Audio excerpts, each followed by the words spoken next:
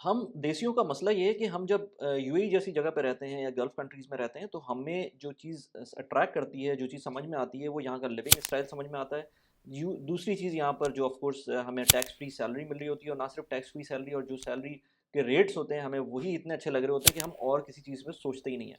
अब यहाँ पर मैं अवेयरनेस क्रिएट करने की कोशिश करता हूँ कि आप यूएई को एज़ बहुत सारे लोग कहते हैं ना कि टेम्परेरी डेस्टिनेशन है, इसके बाद आपको आगे जाना चाहिए, तो बिल्कुल आप कर सकते हैं क्योंकि बहुत सारे मसले हैं ऑफ कोर्स यहाँ पर। लेकिन एक जो इम्पोर्टेंट चीज़ है, आप इसको ऐसा नहीं समझ सकते कि ये बिल्कुल जगह ऐसी है जो जहाँ पर आप कुछ और कर नहीं सकते अपार्ट फ्रॉम जैसे ही आपकी जॉब खत्म होती है वैसे ही आपका सब कुछ खत्म हो जाता है, ऐसा नहीं है। यहाँ पर अब बहुत सारी ऐसी चीज़ें आ गई हैं जैसे गोल्डन वीज़ा है और बहुत सारे और ऑप्शंस आ गए हैं लोगों को यहाँ पर कंटिन्यू करने के लिए after your job as well. तो आपकी लाइफ़ या आपकी जो कंप्लीट सिचुएशन है वो आपकी अपनी करंट जॉब के साथ जुड़ी हुई नहीं है। मैं बहुत सारे लोगों को देखा है जो बेवकूफ़ी करते हैं और गोल्डन वीज़ा नहीं अप्लाई करते ऑल्दो कि वो उसके एलिजिबल होते हैं, लेकिन वो नहीं करते और फिर एकदम से जब कोई सिचुएशन बनती है तो वो अफ़सोस करते हैं।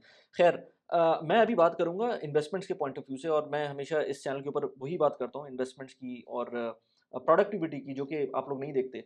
क्योंकि प्रोडक्टिविटी की मैं वीडियोज़ जब भी डालता हूँ तो उसमें कोई भी उसमें व्यूज़ नहीं आते और कुछ नहीं होता। तो एनीवेज़ बात करना फिर बेकार है लेकिन मैं बनाता रहूँगा वीडियोज़। ख़ैर आज हम बात करते हैं इन्वेस्टमेंट की और मैं एक प्लेटफ़ॉर्म यूज़ करता हूँ बराका का और इम्पोर्टेंट अगेन मैं इम्पोर्टेंस जो शो करना चाहता हूँ वो ये कि जो यूएई के अंदर आप अगर रह रहे हैं या इवन वाइडर जीसीसी कंट्रीज़ के अंदर अगर आप रह रहे हैं तो ना सिर्फ ये देखें कि आपको कितने अच्छे पैसे मिल रहे हैं, कितनी अच्छी सैलरी आपकी, कितने बगैर टैक्स कटे आपको वो सैलरी मिल जाती है। अच्छा लाइफ़स्टाइल है, वो सारी चीज़ें अपनी जगह पर लेकिन एट द सेम टाइम आप अपने आप को टैक्स भी करें। क्योंकि आपको अगर आप खुद टैक्स नहीं करेंगे तो इवेंचुअली जब टाइम खत्म होगा और यहाँ से जाने का टाइम आएगा तो फिर आप अगेन इस कंट्री को के बारे में बात करेंगे कि यार हमें इस कंट्री ने कुछ नहीं दिया, क्या फ़ायदा हुआ इतना टाइम गुज़ारने का। आपको वो टाइम गुज़ारने का जो जब आप यहाँ से लेट से बाहर जाते हैं, वेस्टर्न कंट्रीज़ में जाते हैं, तो आप बहुत सारे लोग उस लेवल के ऊपर होते हैं, जो यहाँ से जाकर 40% टैक्स देंगे, जो करंट सैलरी है उससे ऊपर बल्कि उससे भी ज़्यादा टैक्सेस देंगे। तो वो टैक्सेस जब आप वहाँ दे सकते हैं, तो यहाँ पर अपने आप के लिए क्यों नहीं दे सकते? क्योंकि आप यहाँ पर रह रहे हैं टैक्स फ्री। तो वो इम्पोर्टेंट चीज़ है कि अपने जो सेविंग्स एंड इन्वेस्टमेंट है, उसको बिल्कुल भी ना भूलें। और जो लोग सेविंग्स एंड इन्वेस्टमेंट कर भी रहे होते हैं, वो एक गलत डायरेक्शन में कर रहे होते हैं। आज तक मैंने देखा है कि स्टॉक्स तो दूर की बात है, पाकिस्तान के अंदर सिर्फ़ प्लॉट्स ले रहे हैं या इवन इंडिया के अंदर प्रॉपर्टीज़ खरीद रहे हैं। वो इंडिया में तो फिर भी एक कल्चर है जिसमें वो लोग स्टॉक मार्केट के अंदर इन्वेस्ट करते हैं, पाकिस्तान के अंदर तो वो भी नहीं है जिसकी वजह से पाकिस्तान की स्टॉक मार्केट भी सफ़र कर रही होती है। लेकिन अपार्ट फ्रॉम दैट मैं अगर पाकिस्तान की स्टॉक मार्केट को छोड़ दें पाकिस्तान की प्रॉपर्टी मार्केट को छोड़ दें, यहाँ पर जो अगला ऑप्शन होता है लोगों के पास वो होता है यहाँ की प्रॉपर्टीज़ में जाना, जो कि यूएई के अंदर आप किसी भी फॉर्मेट के अंदर प्रॉपर्टी आप खरीद सकते हैं, सस्ती भी होती हैं, महँगी भी होती हैं, हर तरह की प्रॉपर्टीज़ होती हैं जो आप ले सकते हैं। सो प्रॉपर्टीज़ तो ठीक है, लेकिन प्रॉपर्टीज़ के बाद भी हमें अगली लेवल पे जाना चाहिए जो कि लेट्स से स्टॉक्स की बात करते हैं हम। तो स्टॉक्स के अंदर आप यूएई के स्टॉक्स में भी इन्वेस्ट कर सकते हैं, सऊदी स्टॉक्स में भी इन्वेस्ट कर सकते हैं और यूएस के स्टॉक्स में भी इन्वेस्ट कर सकते हैं। मैं इस वीडियो के अंदर यूएस के स्टॉक्स की बात करूँगा। बहुत सारे लोग मुझसे पूछ रहे हैं यूएई के स्टॉक्स एंड सऊदी के स्टॉक्स क्योंकि ये एक इमर्जिंग मार्केट है और हालात क्योंकि अब काफ़ी बेहतर हो गए हैं, तो यहाँ की स्टॉक मार्केट भी अच्छा परफ़ॉर्म कर रही है। लेकिन मैं अभी इस वीडियो को थोड़ा-सा इसका जो इंक्लिनेशन है वो मैं रखूँगा towards stock market of the US. Reason being stock market एक जो यूएस की है वो एक लॉन्ग टर्म में आपको बहुत सारा डेटा देती है और आपको पुराना जितना भी इसके अंदर जो ट्रेंड्स हैं वो आपको पता होते हैं। जो भी इमर्जिंग मार्केट्स हैं उसके अंदर बहुत सारा डेटा अवेलेबल भी नहीं होता, तो आपको लर्निंग के लिए भी यूएस की स्टॉक मार्केट एक बहुत अच्छा प्लेटफ़ॉर्म है, जिसके थ्रू आप बहुत सारी चीज़ें लर्न कर सकते हैं और फिर यूएस एक होम टू इनोवेशन है और लैंड ऑफ अपॉर्च्युनिटीज़ है जिसमें बड़ी-बड़ी कंपनीज़ आती हैं और आप उसके अंदर देखते हैं कि उन कंपनीज़ ने किस तरह से पूरी दुनिया में अपना जो लोहा है वो मनवाया है। तो इसलिए I always prefer US investing अब जब मुझे समझ में आ गई तो मैं यूएस की इन्वेस्टिंग मुझे मज़ा भी आता है क्योंकि डेटा भी अवेलेबल होता है। ख़ैर इसके अंदर आपको 2-3 तरह से आप इन्वेस्ट कर सकते हैं। यूएस की स्टॉक मार्केट के अंदर मल्टीपल प्लेटफ़ॉर्म्स हैं जिसके थ्रू आप इन्वेस्ट कर सकते हैं। आज हम बात करेंगे बराका की, बराका के थ्रू आप इन्वेस्ट कर सकते हैं। इसके अंदर आपको बहुत अच्छे फ़ीचर्स मिलते हैं। इसकी ऐप के अंदर 2-3 तरीके से मैं इन्वेस्ट करने की जो बात कर रहा हूँ वो इस तरह से कह रहा हूँ कि आप इसके अंदर लेट्स से डायरेक्ट स्टॉक्स के अंदर भी इन्वेस्ट कर सकते हैं और ईटीएफ्स के अंदर भी इन्वेस्ट कर सकते हैं जो आपको एक एक्सपोज़र दें वाइडर वर्ल्ड का, यूएस का या लेट्स से यूएस की रियल एस्टेट का या किसी भी किस्म की जो आप और कमोडिटीज़ हैं उनका भी।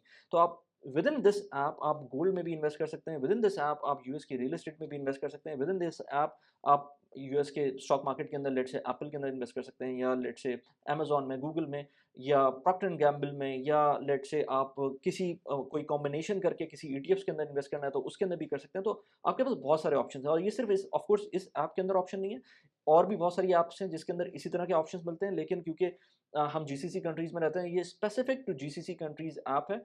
आप इसके अंदर किसी और मुल्क में जाएँगे तो आपको ये ऐप आप इसके अंदर रजिस्टर नहीं कर सकते। तो जब तक आप जीसीसी कंट्रीज़ में आप यहाँ रह सकते हैं, जब आप कहीं और मूव करते हैं तो आप अपने पोर्टफोलियो को कुछ किसी और ऐप के अंदर मूव कर सकते हैं, किसी और लेट्स से ब्रोकर के अंदर मूव कर सकते हैं।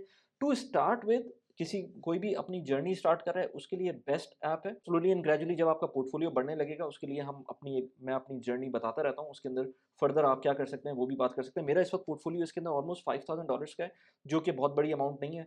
मैं कहता हूँ कि ऑलमोस्ट 15-20 हज़ार डॉलर्स तक का अगर आपका पोर्टफोलियो है तो आप आराम से इसके अंदर मैनेज कर सकते हैं, इवन उससे भी ज़्यादा पे। पॉइंट जब आता है जब आपके पास ज़्यादा बड़ा पोर्टफोलियो होता है और आपको ज़्यादा बड़ी अमाउंट हर महीने इन्वेस्ट करनी होती है, क्योंकि मैं हमेशा एसआईपी करता हूँ। एसआईपी का मतलब ये है कि सिस्टमैटिक इन्वेस्टमेंट प्लान। मैं हर महीने कुछ ना कुछ अमाउंट उसमें डाल रहा होता हूँ। अब अगर मैं 1500 दिरहम्स उसमें डाल रहा हूँ तो मुझे ये परेशानी नहीं होनी चाहिए कि इसके अंदर मेरे ज़्यादा पैसे लग रहे हैं, क्योंकि ये आपको ऑप्शन भी देता है कि अगर आप ज़्यादा पैसे लेट्स से $1000 डाल रहे हैं तो $1000 से थोड़ा सा अगर ऊपर डालेंगे तो आपको इसके अंदर जो फ़ीस होगी इनकी वो वेव ऑफ कर देते हैं। तो आप अगर इस ऐप के थ्रू इन्वेस्ट करते हैं तो मेरा रेफरल कोड यूज़ करेंगे तो आपको अप टू $25 का रेफरल बोनस भी मिल सकता है। तो ख़ैर, अभी मैं आपको और चीज़ें बताऊँ थोड़ी-सी कि मैं कौन से स्टॉक्स में इन्वेस्ट किया हुआ है। मेरे पास और भी ऐप्स हैं जिसमें मैं इन्वेस्ट करता हूँ, लेकिन अगेन आज हम बात करेंगे बराका की।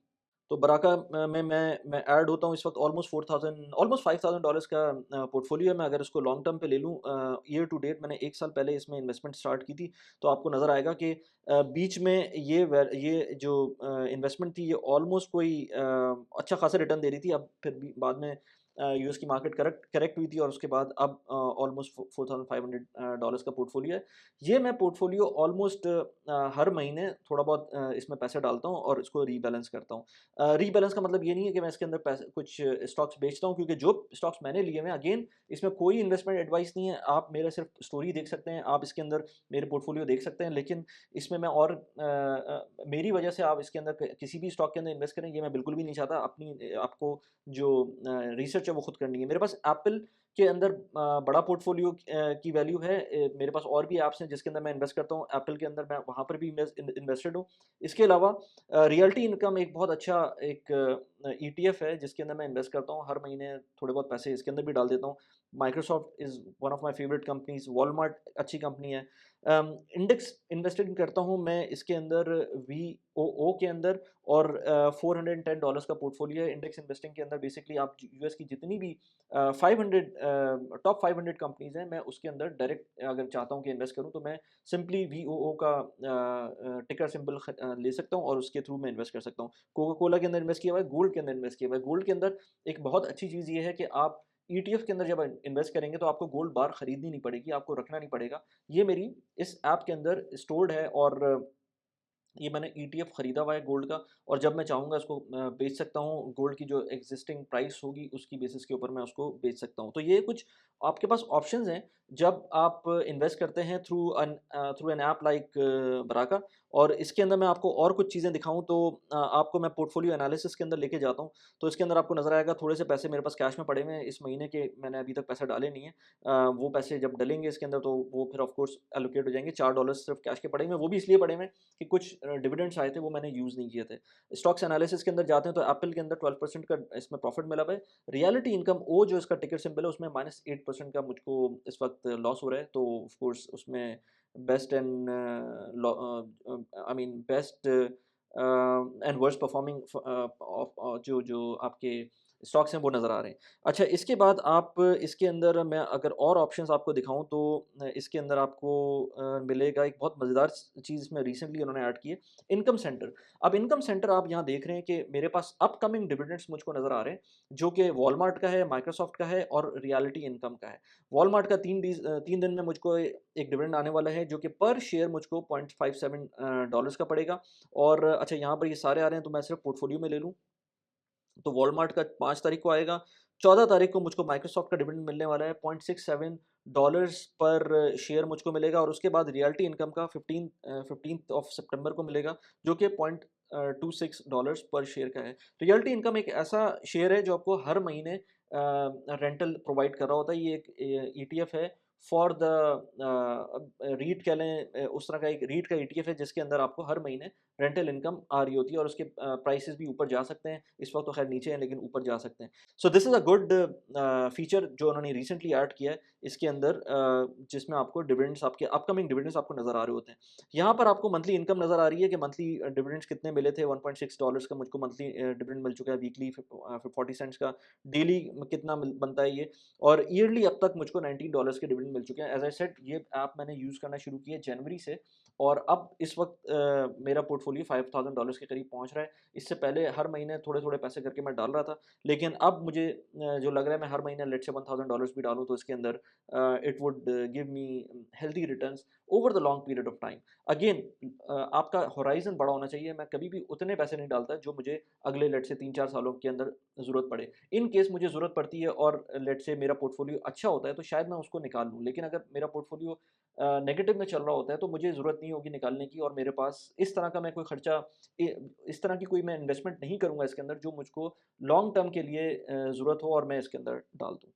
एक बड़ा ज़बरदस्त फ़ीचर है ऑटो ड्रिप का। ऑटो ड्रिप मैं पहले यूज़ करता था, फिर मैंने यूज़ नहीं किया। इसमें आप क्या कर सकते हैं कि अपने जितने भी स्टॉक्स हैं, मैंने इसको अगर इनेबल कर दूँ, तो जितने भी स्टॉक्स हैं और उनके जब भी आपको जो डिविडेंड्स मिलेंगे, वो ऑटोमैटिकली उन्हीं स्टॉक्स के अंदर रीइन्वेस्ट हो जाएँगे। तो मैं नहीं चाहता कि वो ऑटोमैटिकली उनके अंदर रीइन्वेस्ट हो। मैं चाहता हूँ कि मेरे पास कंट्रोल रहे, और मैं जिसमें चाहता हूँ, जिस स्टॉक में चाहूँ, उन स्टॉक्स के अंदर इन्वेस्ट कर सकता हूँ। लेकिन उसमें फ़ायदा ये होगा कि जब आप रीइन्वेस्ट करेंगे, तो आपका जो इसके अंदर पर ट्रेड का जो चार्जेज़ होते हैं वो लगते हैं, वो नहीं लगेंगे। पर ट्रेड का $1 के करीब चार्ज है इसका, महीने में 1 फ्री है। अगर आप प्रीमियम सब्सक्रिप्शन जाते हैं तो मेरे ख़्याल से 3 फ्री हैं, तो मेरे पास प्रीमियम सब्सक्रिप्शन नहीं है उसकी। लेकिन एक आपका जो एक ट्रेड है उसके ऊपर आपको वो जो फ्री मिलेगी, उसके अलावा अगर आप लेट्स से कोई जो रीइन्वेस्टेड डिविडेंड होता है, वो मैं एक दफ़ा में जब मुझको महीने के अंदर कोई इन्वेस्टमेंट करनी होती है, तो मैं उस टाइम पे करता हूँ। मैं उसको लेट्स से रीइन्वेस्ट नहीं कर रहा होता, जो कि आप कर सकते हैं अगर आप प्रेफ़र करते हैं। इसके अलावा आपको ट्रांज़ैक्शंस मिलेंगी इसके अंदर। लेट्स से मैं इसके अंदर डिविडेंड्स के ऊपर जाऊँ,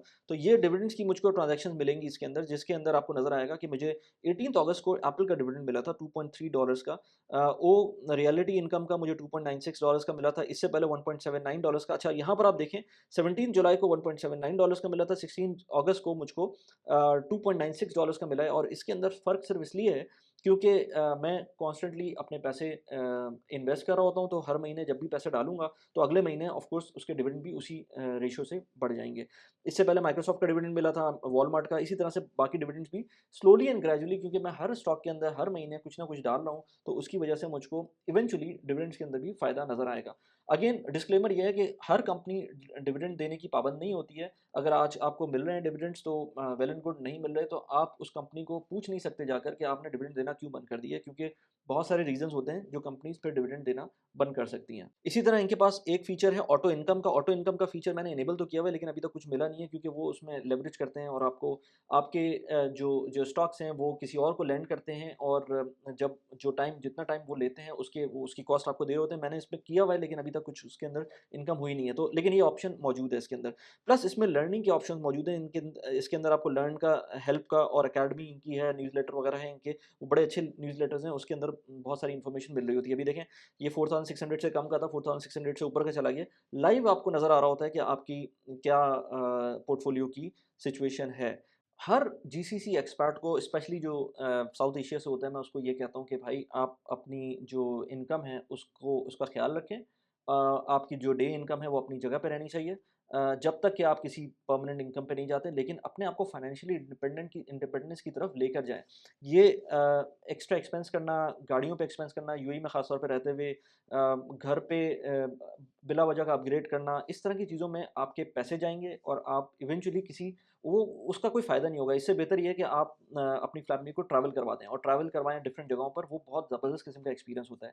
इसी चीज़ के ऊपर मैंने 1-2 वीडियोज़ बनाई हुई थी, जब मैं जॉर्जिया गया था, तो व्लॉग भी मैं उसका बनाऊँगा अभी आते हुए। लेकिन एक मैंने वीडियो बनाई थी जो मुझको एक जॉर्जिया में ट्रैवल जब मैंने किया था तो वहाँ पर मुझको एक इजिप्शियन स्टूडेंट मिला था। मैंने उससे बात की थी और मैंने बात की थी कि किस तरह से जॉर्जिया के में कितना सस्ता एजुकेशन है और किस तरह से वो सस्टेन कर रहे हैं बीइंग अ मेडिकल स्टूडेंट। यहाँ पर उसका लिंक लगा दिया। इसके अलावा मैंने अबंडेंस वर्सेस स्कार्सिटी माइंडसेट के ऊपर एक वीडियो बनाई थी, यहाँ पर उसका लिंक लगा दिया। कैसी लगी वीडियो प्लीज़ मुझे बताइएगा। Thanks for watching the video. Bye bye.